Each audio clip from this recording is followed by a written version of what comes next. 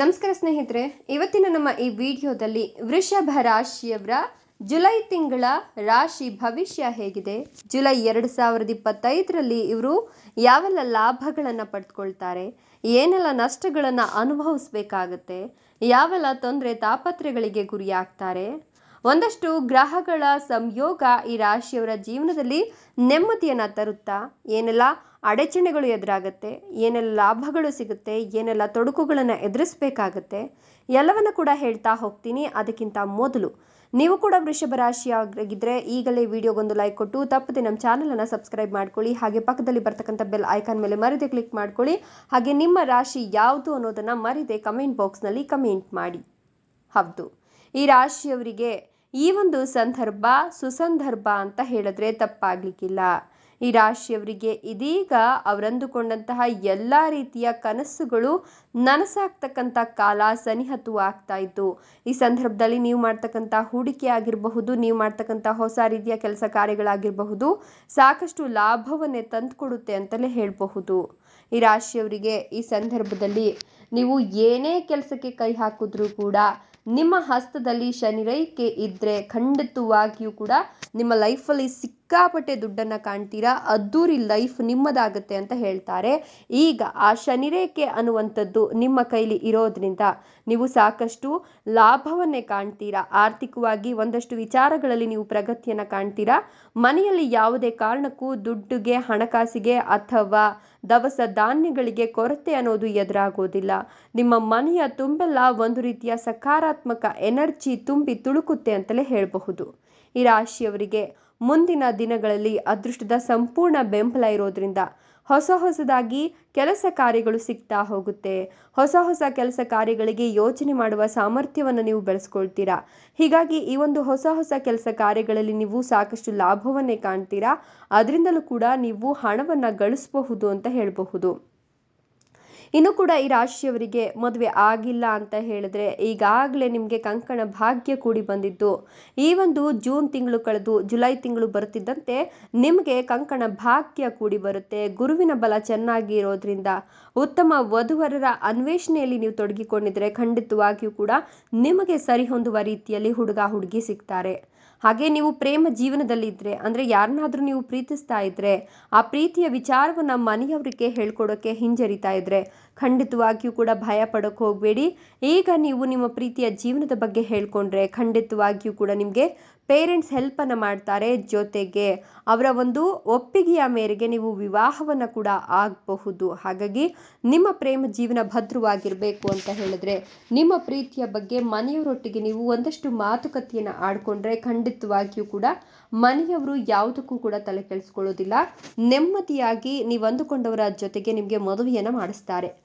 ಇನ್ನು ಮದುವೆಯಾಗಿ ಬಹಳಷ್ಟು ವರ್ಷಗಳು ಕಳೆದಿದೆ, ಮಕ್ಕಳ ಯೋಗ ಅನ್ನೋದು ಇಲ್ಲ, ಸಂತಾನ ಭಾಗ್ಯ ಇಲ್ಲ, ನಮಗೆ ಮಕ್ಕಳಿಲ್ಲ ಅಂತ ಬಹಳಷ್ಟು ಜನರು ನಮ್ಮನ್ನು ಅವಮಾನಿಸ್ತಿದ್ದಾರೆ, ನಮ್ಮನ್ನು ಬೇರೆ ಬೇರೆ ರೀತಿಯಾಗಿ ನೋಡ್ತಿದ್ದಾರೆ ಅನ್ನುವಂತಹ ಜನರಿಗೆ ಈ ಸಂದರ್ಭ ಸುಸಂದರ್ಭವಾಗಿತ್ತು. ಈ ಸಂದರ್ಭದಲ್ಲಿ ನಿಮಗೆ ಪ್ರೀತಿ, ಪ್ರೇಮ, ಜೀವನ ಎಲ್ಲದರಲ್ಲೂ ಕೂಡ ಹೇಗೆ ಯಶಸ್ಸನ್ನು ಕಾಣ್ತಿರೋ ಅದೇ ರೀತಿ ನಿಮಗೆ ಮಗುವಿನ ವಿಚಾರದಲ್ಲೂ ಕೂಡ ಒಂದಷ್ಟು ಸಿಹಿ ಸುದ್ದಿಗಳನ್ನು ಕೇಳ್ತೀರಾ. ಪುತ್ರ ಸಂತಾನ ಪ್ರಾಪ್ತಿಯಾಗುವ ಎಲ್ಲ ಲಕ್ಷಣಗಳು ಕೂಡ ಗೋಚರವಾಗ್ತಿದೆ ಅಂತ ಹೇಳಿದ್ರೆ ತಪ್ಪಾಗಲಿಕ್ಕಿಲ್ಲ. ಇನ್ನು ಉದ್ಯೋಗ ಅರಸ್ತಿರ್ತಕ್ಕಂಥ ನಿರುದ್ಯೋಗಿಗಳಿಗೆ ಈ ಸಂದರ್ಭದಲ್ಲಿ ಅವರಿಷ್ಟದ ಉದ್ಯೋಗ ಸಿಗುತ್ತೆ.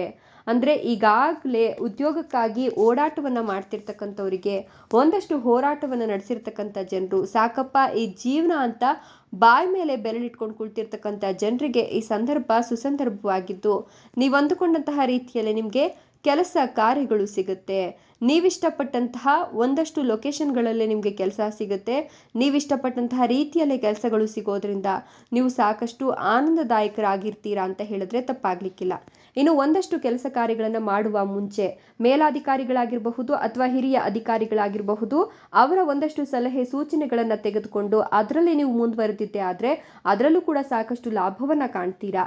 ಆ ಬರ್ತಕ್ಕಂಥ ಲಾಭವನ್ನು ಇನ್ನೊಂದಷ್ಟು ಸ್ಥಳಗಳಲ್ಲಿ ಹೂಡಿಕೆಯನ್ನು ಮಾಡೋದ್ರಿಂದಲೂ ಕೂಡ ನಿಮಗೆ ಸಾಕಷ್ಟು ಸದ್ವಿನಿಯೋಗ ಮಾಡಿಕೊಳ್ಳುವಷ್ಟು ಹಣ ಸಿಗುತ್ತೆ ಅಂತ ಹೇಳಬಹುದು. ಇನ್ನು ಷೇರು ಮಾರುಕಟ್ಟೆಯಲ್ಲಿ ಹೂಡಿಕೆ ಮಾಡೋಕ್ಕಿಂತ ಮೊದಲು ನೀವು ಯೋಚಿಸಬೇಕಾಗುತ್ತೆ. ಯಾಕಂತಂದರೆ ಷೇರು ಮಾರುಕಟ್ಟೆಯಲ್ಲಿ ಹೂಡಿಕೆ ಮಾಡೋಕ್ಕಿಂತ ಮೊದಲು ಯೋಚನೆಯನ್ನು ಮಾಡದೆ ಹೋದರೆ ಭವಿಷ್ಯದಲ್ಲಿ ಅದು ನಿಮಗೆ ಸಾಕಷ್ಟು ನಷ್ಟವನ್ನು ಉಂಟು ಮಾಡುತ್ತೆ. ಹೀಗಾಗಿ ನಿಮಗೆ ಅನುಕೂಲವಾಗುತ್ತೆ ಅಥವಾ ನಿಮಗೆ ಏಳಿಗೆ ಇದೆ ಅನ್ನೋ ಕಡೆ ನೀವು ಹೂಡಿಕೆಯನ್ನು ಮಾಡೋದನ್ನು ಕಲಿಬೇಕಾಗತ್ತೆ. ಇನ್ನು ಪಿತ್ರಾರ್ಜಿತ ಆಸ್ತಿಯ ಲಾಭ ನಿಮ್ಮ ಕಡೆ ಇದ್ದು ಈ ಒಂದು ಲಾಭದ ಸೂಚನೆಗಳು ನಿಮಗೆ ಸಿಕ್ಕ ತಕ್ಷಣ ಅವುಗಳನ್ನು ಕರೆಕ್ಟಾಗಿ ಬಳಸ್ಕೊಂಡ್ರಿ ಅಂತ ಹೇಳಿದ್ರೆ ಖಂಡಿತವಾಗಿಯೂ ಕೂಡ ಪಿತ್ರಾರ್ಜಿತ ಆಸ್ತಿಯ ಸಂಪೂರ್ಣ ಲಾಭವನ್ನು ಅಥವಾ ಸಂಪೂರ್ಣ ಅಂಶವನ್ನು ನೀವು ಅನುಭವಿಸಬಹುದು ಅಂತ ಹೇಳಬಹುದು. ಅಣ್ಣ ತಮ್ಮಂದಿರ ನಡುವೆ ಅಥವಾ ಅಕ್ಕ ತಂಗಿಯರ ನಡುವೆ ಇದ್ದಂತಹ ಕಲಹಗಳು ಈ ಸಂದರ್ಭದಲ್ಲಿ ದೂರವಾಗುತ್ತೆ.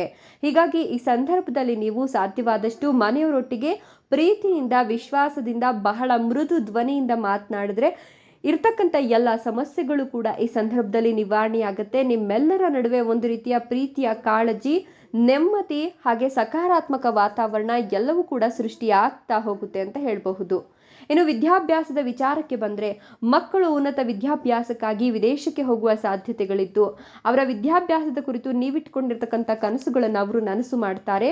ಹಾಗೆ ಉದ್ಯೋಗಕ್ಕಾಗಿ ವಿದ್ಯಾಭ್ಯಾಸವನ್ನು ಮಾಡ್ತಿರ್ತಕ್ಕಂಥವರಿಗೆ ಅವರ ವಿದ್ಯಾಭ್ಯಾಸ ಸಂಪೂರ್ಣವಾಗ್ತಿದ್ದಂತೆ ಉದ್ಯೋಗ ಅವಕಾಶಗಳು ಕೂಡ ಸಿಗ್ತಾ ಹೋಗುತ್ತೆ. ಇನ್ನು ಸ್ಪರ್ಧಾತ್ಮಕ ಪರೀಕ್ಷೆಗಳಿಗೆ ತಯಾರಿಯನ್ನು ನಡೆಸ್ತಿರ್ತಕ್ಕಂಥ ಒಂದಷ್ಟು ವಿದ್ಯಾರ್ಥಿಗಳಿಗೆ ಈ ಸಂದರ್ಭದಲ್ಲಿ ಜಯ ಸಿಗುತ್ತೆ ಅಂತ ಹೇಳಬಹುದು. ಸ್ಪರ್ಧಾತ್ಮಕ ಪರೀಕ್ಷೆಗಳಲ್ಲೂ ಕೂಡ ಇವರು ಸಾಕಷ್ಟು ಉತ್ತಮ ಫಲಿತಾಂಶಗಳನ್ನೇ ಕಾಣ್ತಾರೆ ಅಂತ ಹೇಳಿದ್ರೆ ತಪ್ಪಾಗ್ಲಿಕ್ಕಿಲ್ಲ. ಇನ್ನು ಮನೆಯಲ್ಲಿ ಹಿರಿಯರ ಆರೋಗ್ಯದ ಕಡೆ ನೀವು ಸ್ವಲ್ಪ ಗಮನವನ್ನು ಹರಿಸಬೇಕಾಗುತ್ತೆ. ಮನೆಯ ಹಿರಿಯ ಸದಸ್ಯರ ಆರೋಗ್ಯ ಹದಗೆಡುವ ಸಾಧ್ಯತೆ ಇದ್ದು ಈ ಸಂದರ್ಭದಲ್ಲಿ ಆರೋಗ್ಯದ ಕಡೆ ನೀವು ಗಮನವನ್ನು ಕೊಡಬೇಕಾಗುತ್ತೆ. ಇನ್ನು ಈ ರಾಶಿಯವರು ಹೊಸದಾಗಿ ಹೂಡಿಕೆಯನ್ನು ಮಾಡಬೇಕು ಅಂದ್ಕೊಂಡಿದ್ರೆ ಖಂಡಿತವಾಗಿಯೂ ಕೂಡ ನೀವು ವ್ಯಾಪಾರಿ ವ್ಯವಹಾರಿ ಕ್ಷೇತ್ರದಲ್ಲಿ ಮಾಡಿದ್ರೆ ಖಂಡಿತವಾಗಿಯೂ ಲಾಭ ಇದ್ರೆ, ಆದರೆ ಷೇರು ಮಾರುಕಟ್ಟೆಯಲ್ಲಿ ಹೂಡಿಕೆಯನ್ನು ಮಾಡಲಿಕ್ಕಿಂತ ಮೊದಲು ಯೋಚನೆಯನ್ನು ನೀವು ಮಾಡಬೇಕಾಗತ್ತೆ. ಇನ್ನು ಹೊಸದಾಗಿ ಉದ್ಯೋಗವನ್ನು ಆರಂಭ ಮಾಡಿದ್ದೀವಿ, ವ್ಯಾಪಾರವನ್ನು ಶುರು ಮಾಡಿದ್ದೀವಿ ಅಂತ ಹೇಳಿದ್ರೆ ಖಂಡಿತವಾಗಿಯೂ ಸ್ವಲ್ಪ ದಿನ ನಿಮಗೆ ಕಷ್ಟಗಳಾಗಬಹುದು, ಆದರೆ ಮುಂದಿನ ದಿನಗಳಲ್ಲಿ ಅದರಿಂದಲೇ ನಿಮಗೆ ಅತ್ಯಧಿಕ ಲಾಭ ಸಿಗ್ತಾ ಹೋಗುತ್ತೆ. ಹೀಗಾಗಿ ನೀವು ಯಾವುದೇ ಕೆಲಸ ಕಾರ್ಯಗಳನ್ನು ಮಾಡಿ ಆದರೆ ಶ್ರಮ ವಹಿಸಿ ಭಕ್ತಿಯಿಂದ ನಿಮ್ಮ ಸಾಮರ್ಥ್ಯವನ್ನು ಫುಲ್ ಹಾಕಿ ಮಾಡಿದ್ರಿ ಅಂತ ಹೇಳಿದ್ರೆ ಖಂಡಿತವಾಗಿಯೂ ಕೂಡ ನೀವು ಎಲ್ಲದರಲ್ಲೂ ಕೂಡ ಯಶಸ್ಸನ್ನು ಕಾಣ್ತೀರಾ, ಲಾಭವನ್ನು ಕಾಣ್ತೀರಾ, ನೆಮ್ಮದಿಯುತ ಜೀವನ ನಿಮ್ಮದಾಗ್ತಾ ಹೋಗುತ್ತೆ. ಇನ್ನು ನಿಮಗೆ ಒಂದಷ್ಟು ಪ್ರಭಾವಿ ವ್ಯಕ್ತಿಗಳ ಪರಿಚಯವಾಗೋದ್ರ ಜೊತೆಗೆ ಸಂವಹನ ಕ್ಷೇತ್ರದಲ್ಲಿರ್ತಕ್ಕಂಥವರಿಗೆ, ಬರವಣಿಗೆ ಕ್ಷೇತ್ರದಲ್ಲಿರ್ತಕ್ಕಂಥವರಿಗೆ, ರಾಜಕೀಯ ಕ್ಷೇತ್ರದಲ್ಲಿರ್ತಕ್ಕಂಥವರಿಗೆ ಈ ಸಂದರ್ಭದಲ್ಲಿ ಸ್ವಲ್ಪ ಏರುಪೇರಾದ್ರೂ ಕೂಡ ಒಳ್ಳೆಯ ಲಾಭ ಇದೆ. ಆದರೆ ಯೋಚಿಸಿ ನಂತರ ನೀವು ನಿರ್ಧಾರಗಳನ್ನು ತೆಗೆದುಕೊಳ್ಬೇಕಾಗುತ್ತೆ. ಸಂವಹನ ಕ್ಷೇತ್ರದಲ್ಲಿರ್ತಕ್ಕಂಥವರಿಗೆ ತಮ್ಮ ಮಾತಿನ ಮೂಲಕವೇ ಒಂದಷ್ಟು ಜನರನ್ನ ಹಿಡಿದಿಟ್ಕೊಳ್ತಕ್ಕಂಥ ಸಾಮರ್ಥ್ಯ ಇರುತ್ತೆ, ಆದರೆ ವಿವಾದಗಳು ಮೈ ಮೇಲೆ ಬರುತ್ತೆ. ಹೀಗಾಗಿ ಸ್ವಲ್ಪ ಎಚ್ಚರಿಕೆಯನ್ನು ವಹಿಸಿ. ಇನ್ನು ಬರವಣಿಗೆಯಲ್ಲಿ ಇರ್ತಕ್ಕಂಥವರು ಈ ಒಂದು ಸಂದರ್ಭದಲ್ಲಿ ನೀವು ಸಾಕಷ್ಟು ಲಾಭವನ್ನು ಪಡೆದುಕೊಳ್ಬಹುದು. ನೀವು ನಿಮ್ಮ ಮನೆಯಲ್ಲಿ ಇದರ ಒಂದು ಪ್ರಯೋಜನವನ್ನು ಕಂಡುಕೊಂಡ್ರೆ ಖಂಡಿತವಾಗಿಯೂ ಕೂಡ ನೀವು ಕೂತಲ್ಲಿಯೇ ಲಕ್ಷ ಹಣವನ್ನು ಸಂಪಾದನೆ ಮಾಡಿ ನೆಮ್ಮದಿಯ ಜೀವನವನ್ನು ನೀವು ನಡೆಸ್ಕೊಂಡು ಹೋಗಬಹುದು ಅಂತ ಹೇಳಬಹುದು. ನಿಮಗೆ ಬುಧ ಮತ್ತು ಗುರುವಿನ ಒಂದು ಆಶೀರ್ವಾದ ಇರೋದ್ರಿಂದ ನೀವು ಈ ಒಂದು ಜುಲೈ ತಿಂಗಳಲ್ಲಿ ಎಲ್ಲವೂ ಕೂಡ ಲಾಭದ ದೃಷ್ಟಿಯಲ್ಲೇ ಇಟ್ಕೊಂಡು ಕೆಲಸ ಕಾರ್ಯಗಳನ್ನು ಮಾಡಿದ್ದೇ ಆದಲ್ಲಿ ಯಶಸ್ಸು ಕಂಠಿಟ್ಟ ಬುತ್ತಿ. ಧನ್ಯವಾದ.